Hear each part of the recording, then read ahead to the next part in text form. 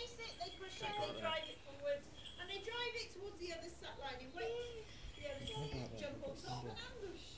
So 1 minute I have 2 birds chasing me, the next minute I've got 22 sat on top of me trying to eat me. The second way they relay chase. 2 or 3 of them chase. They tire, they dip off, and then 2 or 3 will take over. They tire, they dip off, 2 or 3 will take over. And they just continually chase and chase and chase until prey goes, that's it, I'm tired, I give up. You may catch me, you may lose me. And then the last way, mugging. And they go sit in a tree, on a cliff edge, on a cactus. Anyway, he can get really high and then he just sits. And he waits. 2, 3, 4 hours. He waits for his dinner to come to him, and then he just drops down and sits. So every morning we sit the birds on a set of scales. We physically weigh them. By weighing them, we get to know what weight the bird will fly and what weight he won't.